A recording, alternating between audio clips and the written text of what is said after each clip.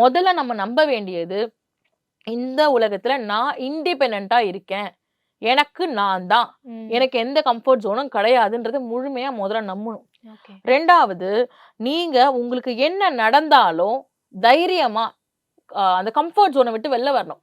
Police station போகணுமே, ஐயோ police station நம்ம கம்ப்ளைண்ட் எடுப்பாங்களா, அவ்வளோ நேரம் உட்கார வைப்பாங்களே, ஏதாவது தப்பு தப்பா கேள்விகள் கேட்பாங்களான்னு யோசிச்சு யோசிச்சு முன் முடிவுகள் அவ்வளோ ப்ரிசம்ஷன் பண்ணிட்டு நம்ம அதை பண்ணவே மாட்டோம்.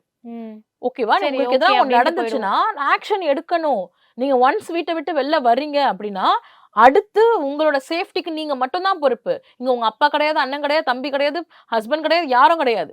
அப்போ நீங்க இந்த தனியா ஒரு வாழ்க்கையை வாழணும், இண்டிபெண்டன்ட் உமனா நீங்க வர்றீங்கன்னா சின்ன சின்ன விஷயத்துல இருந்து இண்டிபெண்டன்சி ஆரம்பிக்கணும். நான் மனதளவுல இண்டிபெண்டன்ட் உமன், ஆனா செயல்பாட்டுல நான் இண்டிபெண்டன்சியா இருக்க மாட்டேன். அதாவது நான் வந்து வீட்டை விட்டு வந்துட்டு நான் இண்டிபெண்டன்ட், ஆனா எனக்கு வந்து கேஸ் சிலிண்டர் எடுத்து உள்ள வைக்கிறதுக்கு என் ஃப்ரெண்டு தான் வரணும், தண்ணி கேனை தூக்கி கவுக்கிறதுக்கு எனக்கு ஏதாவது ஒரு ஆம்பளை தான் வரணும், சைடு ஸ்டாண்ட் எனக்கு லைக் சென்டர் ஸ்டாண்ட் போடுறதுக்கு யாராவது தூக்கி தான் விடணும், போலீஸ் ஸ்டேஷன் தனியா போக பயமா இருக்கும். இதையெல்லாம் நீங்க பேசிக்கிட்டு நீங்க ஒரு இண்டிபெண்டன்ட் உமன் அப்படின்ற தோட்டத்துக்குள்ள வர முடியாது இல்லையா? சும்மா வெளியே ஸ்ட்ராங்கா இருக்கேன்னு காட்டாம உள்ளுக்குள்ள நம்ம அதை வளர்த்துக்கணும். அது அந்த குவாலிட்டிஸை நம்ம ஒன்னொன்னா வளர்த்துக்கணும். எதுவுமே இல்லைனாலும் நம்ம இண்டிபெண்டா இருக்கும் பொழுது நமக்குன்னு ஒரு தைரியம் வரும். நமக்கு வந்து இயற்கையாவே அந்த பலம் இருக்கு பெண்களுக்கு.